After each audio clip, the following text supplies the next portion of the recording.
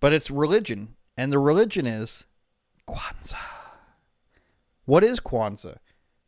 I wrote about this the other day because what did I start seeing? I started seeing every department in the United States started releasing Kwanzaa stuff. And I'm saying I'm not familiar with this. I'm not familiar with when every government agency decided that they were going to celebrate Kwanzaa, this made up holiday. And we'll talk about what it actually is in a moment.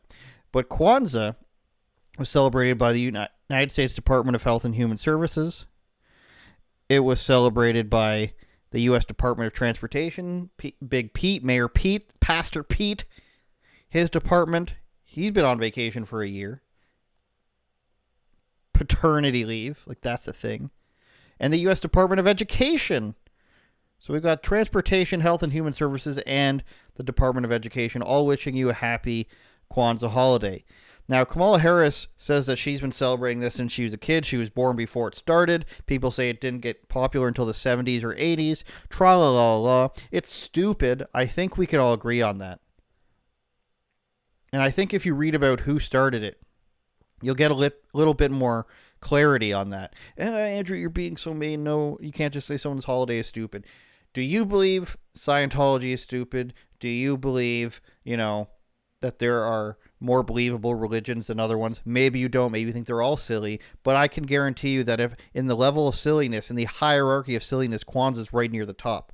Started in 1966. The guy who did it, and this is from the Dartmouth Review, 2001, before the culture wars even began. And we were before 9/11 even began. Back in January 2001, the only thing separating you and the WWF cage was a thin metal barrier. The only thing between you and getting on an airplane was an obese person. Those were the only... You weren't taking off your shoes. You weren't being x-rayed. You weren't having parts of your body part lifted up to see if there's anything on, in, or between them. You were just living. This is when it was. The founder of Kwanzaa, Ron Everett, a.k.a. Maulana Ron Karenga, stood at the front of the Black Power movement in the 1960s. Now, I get this is one source. You can say, what's the source? And I told you, but it's every source. Even Wikipedia will tell you this. The only place you're not going to get the good stuff is on the MSNBCs and such like that. They won't tell you the good stuff. But everywhere else, even Wikipedia, this outlet, or this, citation, and other places that aren't mainstream media and aren't written in the last 5, 6, 7 years, the Trump era, are going to tell you the truth. He distinguished himself as a cultural nationalist as opposed to a traditional Marxist.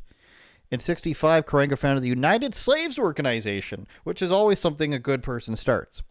And they rivaled the Black Panthers on the UCLA campus. The U.S., as in the United Slaves, was more radical than the Panthers, setting off quarrels between the two. So now they had a big fight because they backed a different candidate, and they were both black identitarian groups, so that can't happen. So they got in a big fight.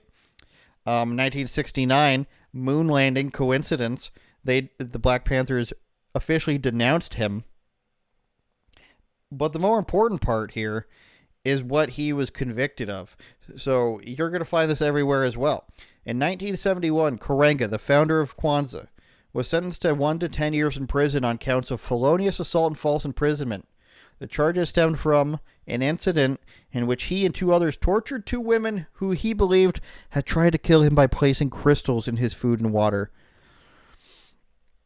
Now, some may say that's just a way to make your iced tea or your Kool-Aid if you're in a cult, or maybe even, I think I said iced tea. I was going to go for Nest tea. That might be different, but I know those are crystals. Or those drink crystals.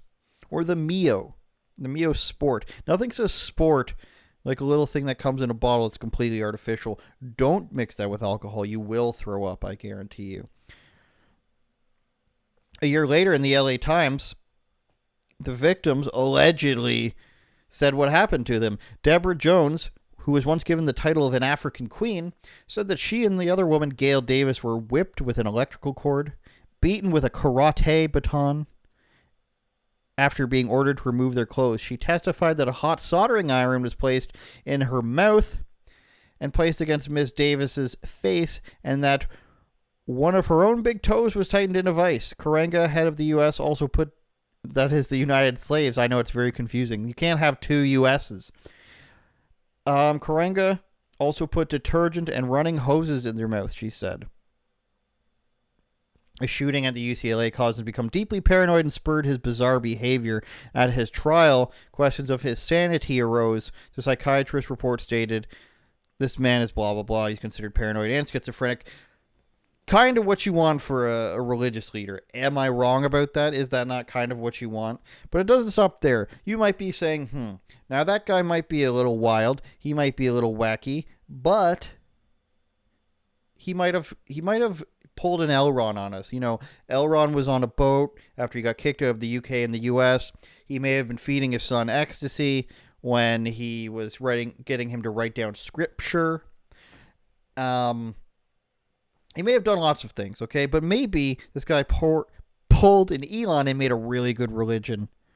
Maybe he put it all his heart down on the page, and what he did outside of the religion was actually amazing stuff. Now I'm going to show you CNN here as the source, so that there could be no discrepancy of what happens or what described here, because CNN's going to be as friendly as possible. But when President Biden posted about this, he decided to say, may your homes be filled with hope, peace, and light. Carry the wisdom of the 7 principles of Kwanzaa, you know? And Kamala said the same stuff when she was talking about Kwanzaa. She said, joyous Kwanzaa to everybody celebrating the 7 principles, what the Department of Health said. But, Kamala Harris here. Happy holidays, everyone. Let's go and mute her. She talks about the principle that she likes the most. Now, what they don't mention is what the principles actually say. And the very first principle of Kwanzaa has to do with, races. And they have all these names. They have Umoja, Kujicha Kula, Ujima, Ujama, Nia, Kumba, Amani, Akuna Matata, that sort of stuff. Oh my god, what a bigot. But the first one, which is Umoja, and they talked about this, union of these, the unity of the 7 principles, the wisdom of the 7 principles, and President Biden says especially those of unity and faith. Now that's in the first one. Unity and faith is in the first principle of Kwanzaa. Now you can make arguments for the rest of them, but the fact that they put this one as the first one is a little bit telling, right? Remember what this guy did for a living? He was too radical for the Black Panthers. The first one means unity in Swahili. Karenga defines this on his own Kwanzaa website as to strive for and maintain unity in the family, community, nation, and race. Now, you might be asking, Andrew, what's so bad about that? Well, let's just play the game. If Christians said, or the Jewish people said, our race, this, racial unity, that, that's going to be considered a little bit racist. But Kamala Harris can come on screen, laugh about it. Joe Biden can, Karine Jean-Pierre writes for him. So Karine Jean-Pierre can write about it. All these departments can write about the great 7 principles.